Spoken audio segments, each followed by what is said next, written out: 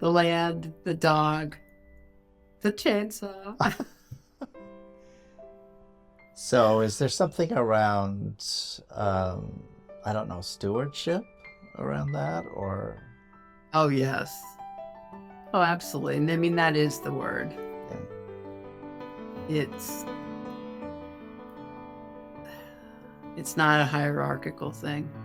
It is very much the land is itself, and I care for it. Welcome to Stories from Under the Piano. I'm Craig Addy, your host. I'm the musician who listens to the listener. This podcast offers a glimpse into the world of Under the Piano, an immersive musical experience I've been providing for 15 years. Over 1,000 people have discovered comfort, connection, and healing through these sessions, lying under my grand piano. In each podcast episode, a guest shares a personal story, and I respond with a spontaneous piano piece that evokes the emotions and mood of their story. My mission is to connect, comfort, and inspire through the universal language of music. Thank you for joining me on this journey. Let's dive in.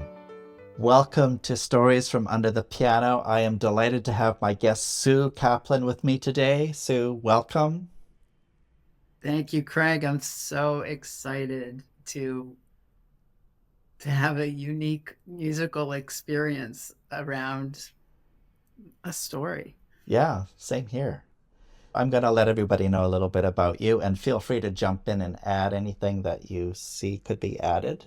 Sue is a highly respected and trusted advisor who has engaged leaders in business, government, nonprofits, and higher education. Her diverse experience, knowledge, and skills create impact and harmony for her clients. Her firm, Sustainable Futures Consulting, advises business leaders to integrate environmental strategies, communicate sustainable impact, and amplify the bottom line. Sue is passionate about collaborating with amazing people to do great things for humanity and nature. She is a spark to ignite the fire within employees, clients, suppliers, and community. Thank you for what you do. Anything else to add, Sue? Well, I think the big theme today is going to be about my connection with nature and Ah, with my dog. and with your dog. Ah, I'm Ah, she's curious. not in the room though. Don't worry. Awesome. Well, let's just get to the story. Go ahead and share your story, and then I might have some questions for you after about it, but it's all yours. Beautiful. So, thank you, Craig. I'm really thrilled. So, I my origin story around nature is really about the beginning with moss. At the in the back of my childhood home, there was just this small hummock, and it looked like a forest if you got really close. And so that was one of my first wonder about nature. And it was so exciting because again, it looked like maybe there were little communities in that moss. So my mother was always getting us into the forest. She is, she doesn't hike anymore, but she was always bringing us in and um, trying very hard to make sure that my brother, my sister, and I had a real connection with nature. And with my father, he had a real passion for sailing on the ocean. And every single day, I think because of all of that sailing, is that I've always scanned the skies and looking at around and seeing what's happening. Um, I've been very active physically, doing mountain biking and trail clearing and, a lot of winter sports, a lot of summer sports. I've lived on 4 dirt roads, which is a little funny. And always nature was always around. However, when my sons who were in high school, we moved up to New Hampshire from Massachusetts, and we bought a property with 43 acres. And all of a sudden, I, and a year afterwards, or a little bit less, we had our first dog, Libby, and she's a border collie. And it gave me an opportunity every single day to be in the woods. And when you do that on a regular system, you see things in a whole different way. So, for instance, this huge chicken of the woods, which is like a mushrooms, um, this year I watched it every day, how it changed. And during COVID, there was a deep spiritual connection that I had never had before, which is a couple of things. One is I have a friend who is a druid, and I learned an awful lot about the ecosystems and the spirit of nature. And during COVID, I started to do a lot of gardening, and it was getting my hands into the soil and seeing things grow and starting to understand the patterns of the seasons. It just somehow brought me much more deep in love with nature. And one of the things I know that if you don't understand things, if you don't protect things, or if you don't love, so if people don't love nature, and many people don't have the ability to have that connection, we won't protect what we need for the world. And so that's part of my values.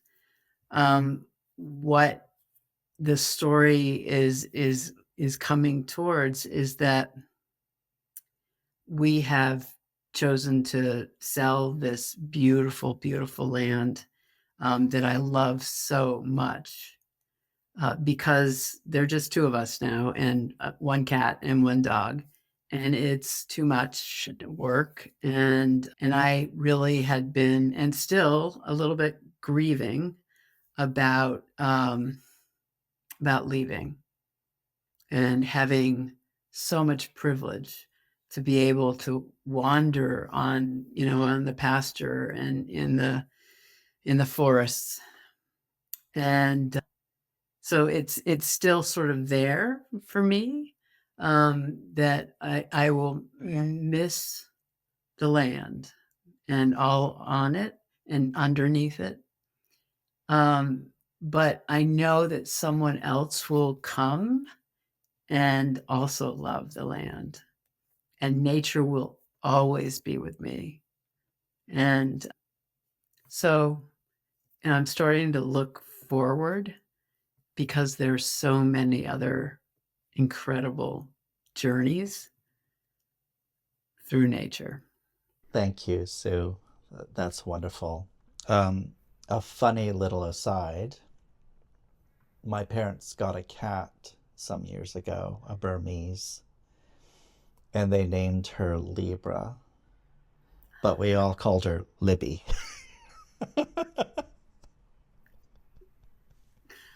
That's great. Yeah, yeah. I really get what you're saying about putting your hands in the soil. There was a period in my life where I spent hours gardening, and I didn't like Mm. wearing gloves. I used my bare hands, and there was part of me that, oh, I gotta go wash my hands, but there was something about that connection. I know what you're talking about. Mm. Just even figuring out what type of compost that you put in, and then figuring, like I was trying to figure out how, for the vegetable gardens, which place should it be? And I actually, from Braiding Sweetgrass, um, Robin Wall Kimmerer's book, that Yes. corn, I think it's corn and squash. Now I'm going to Beans, forget. corn, and squash. I've Thank read that you. book. I remember that story well. It's the three sisters, right? Exactly. Yeah. Exactly. And, so it was an scientific exploration, really, to figure out what works and when they come up. Yeah. And with the flower gardens, it's almost like not necessarily planned, but they're the seasons, each season through the fall even, had different colors Yeah. and different types of flowers. So it's intriguing. Yeah. I think there's a really important conversation, which I know you're aware of, is that if we're not connected to the earth, then we see ourselves as separate from it. Yeah.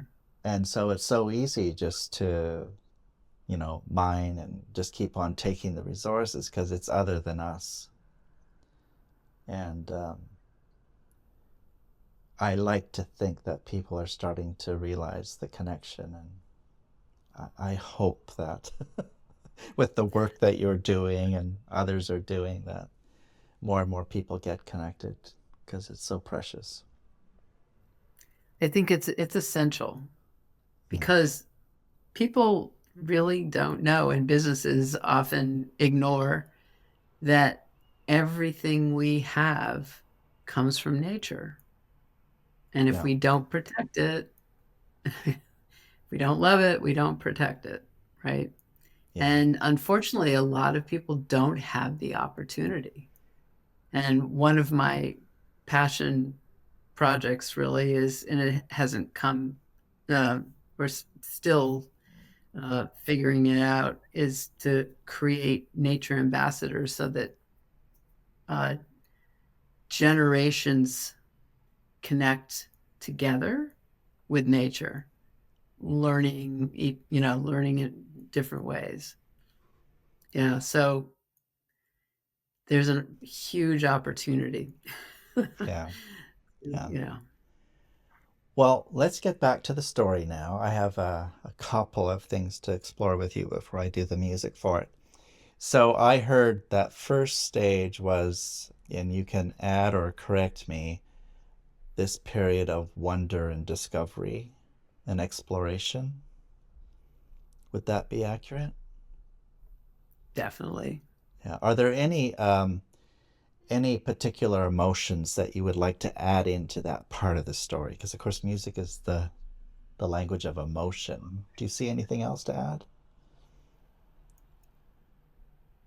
Well, I will say that I did the same thing that my mother did with us, which is almost like marching into the woods. It wasn't quite, for like at least 10 or 15 years. It was like, I don't want to do that. I don't want I don't want to cut, do work on the trails. I don't, there are other things I wanted to do. And so it was a little bit of resentment. And of course, my sister and I ended up being a trail leaders as well. Yeah. But the I what other feelings?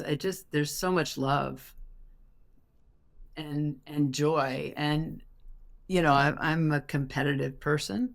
So, when you get to the top of the mountain and, look around and you're like, yes, I am really robust and, strong and all of that sort of thing. So confidence and,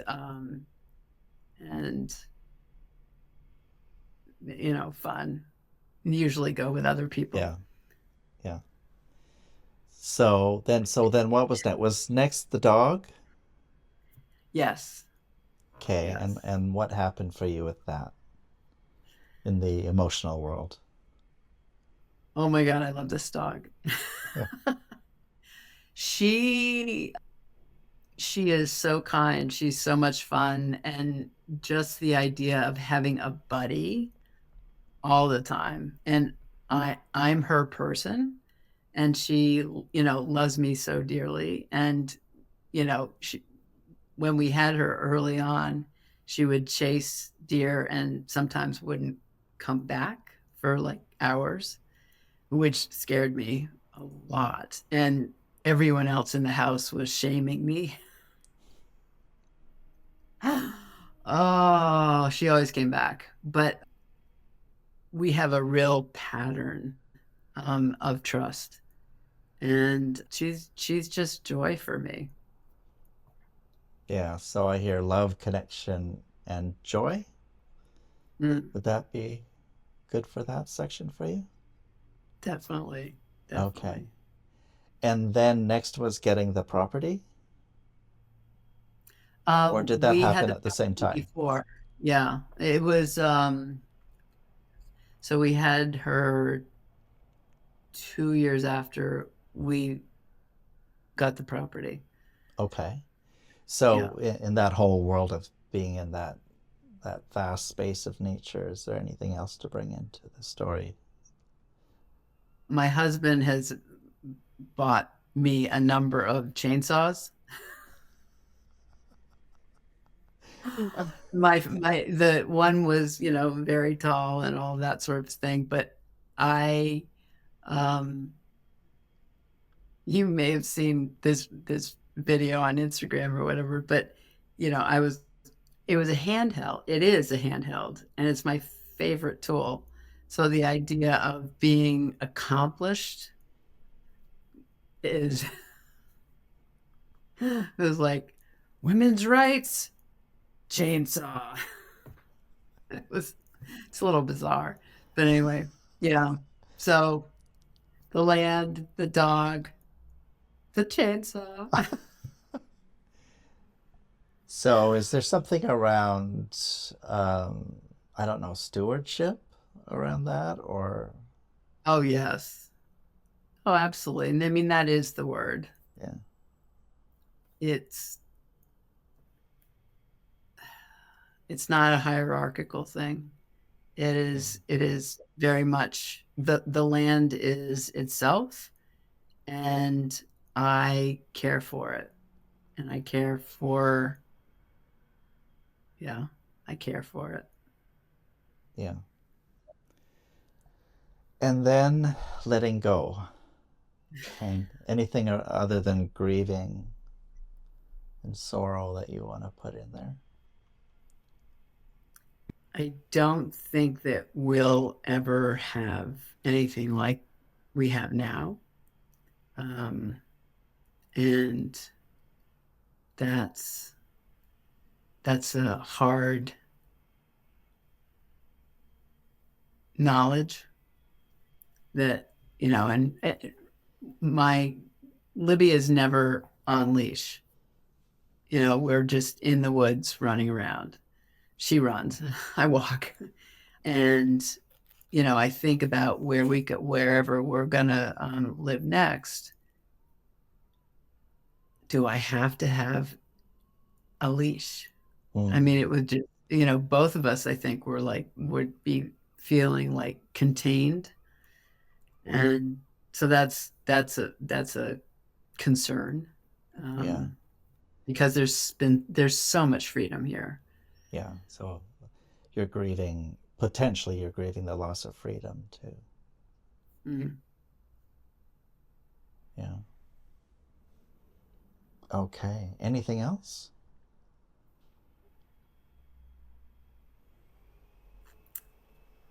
I'm a protector and I'm a steward. And my middle name is Stewart, so Oh, is that? I'm a I'm a steward. My Huh. mother's name is Stewart also, and it's a long history with that word, with that Oh, name. interesting. Yeah. All right. Well, let's do some music and let's see what comes out. I don't know if I'm going to get all of those emotions in there, but I I can already tell you I'm not going to emulate a chainsaw.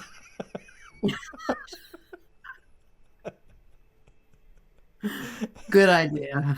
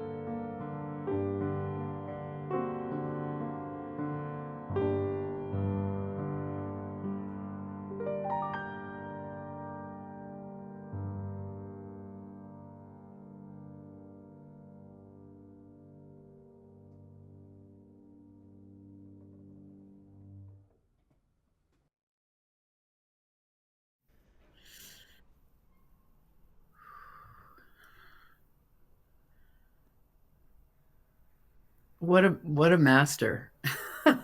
Oh, I It's amazing that you were using almost all the keys. mm, It seemed to me, and there's so the journey. Um, all of a sudden it's like, oh, it's that part. Yeah, that's it's glorious, Craig. mm. I mean, it it's an art and a gift that you have is remarkable. I mean, I love it. I can't wait to hear it again. Yeah, and I can send you the recording as well so that you can listen to that when you like. Yeah. Yeah. That, that wow. Yeah. Sometimes there's not too much to say. That's true. Yeah. And both of us know how to talk, but Yeah. yeah, it's lovely. Well, thank you for a lovely story. Um, I am so grateful for what you do, you know. Right back at you. Yeah, Because you have the connection to nature as well. I It's really do. important for you. Yeah. Yeah. I went out for a walk this morning and there were just little birds scurrying around in the edges of the paths everywhere. I've never seen so many of them. Little juncos, and I don't know what the little brown ones are, but there were just so many of them. It's just so delightful. Yeah. It's getting harder and harder to find the food, because of the seasons. Yeah. Yeah. Yeah. Um, it's interesting because sometimes, I mean, I've been amazed by hearing some people's connections, when they start talking about nature, that people sort of surprise me at times, and it's Mm. delightful. And I think that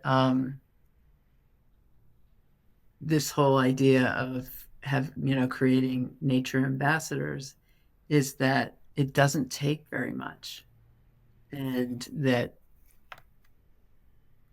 people lean in to the sunsets, to the wind, to the leaves Yeah. in the trees, and any critters that you see. And um there's a lot of um scientific research about how important nature is for well-being.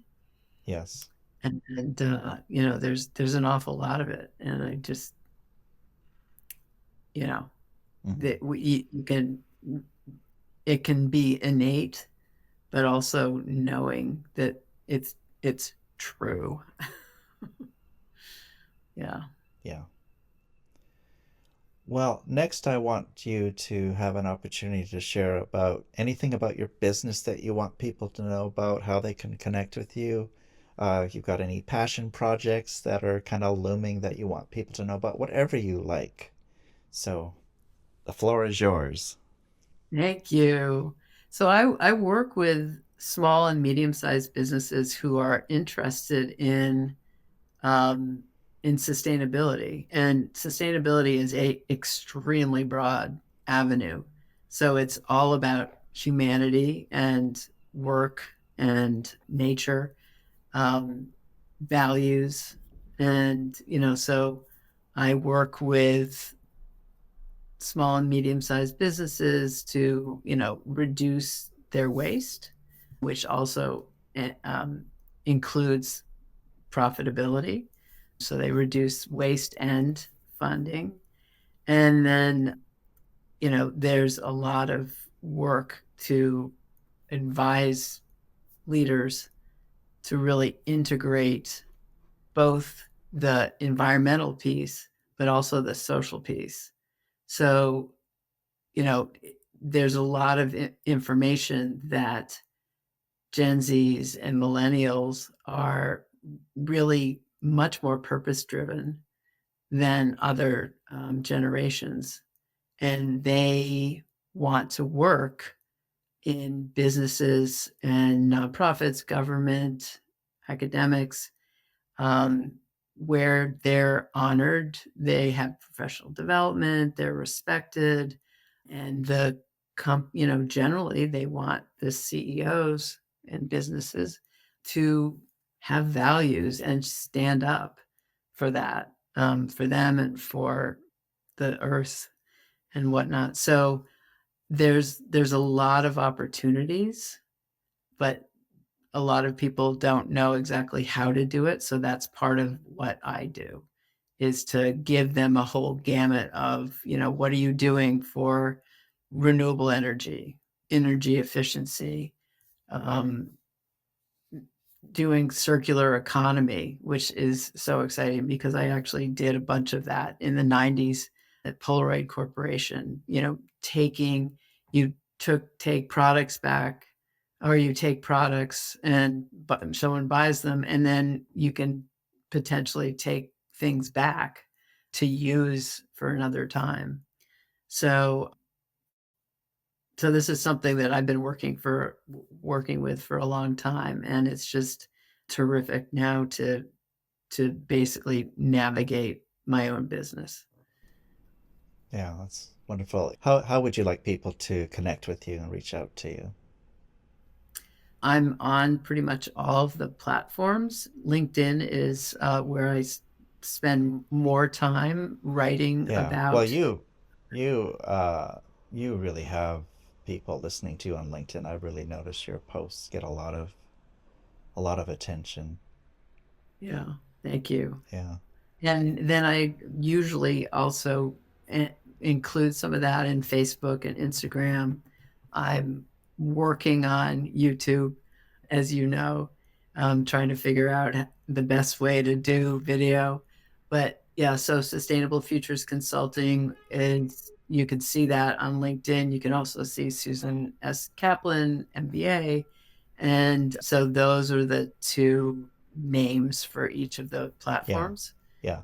And would love to, if people are interested in, sustainability practices, very happy to Yeah. understand it. And on my website, there is a form for that to connect. Yeah. I'll put these links in the show notes. But just what is your website address? The shortest is www.sfc-services.com. Okay. Yeah. Yeah. We'll put that in the show notes. You sent me your LinkedIn link. If you want to add any of those other links, just send them my way and I'll add them. Yeah. Well, Sue, thank you so much. I had a great time. And So did yeah. I. Yeah. Thank you, So Craig. until next time, next podcast will be in a couple weeks. I actually expect to put yours out next Tuesday, Sue, so you won't have to wait too long to hear it. Oh, I'm thrilled. Do you have a compelling personal story you'd like to share on Stories from Under the Piano? Contact me today to inquire about becoming a guest. Visit craigaddy.com and let's explore the possibility of sharing your unique story and creating a beautiful musical piece together.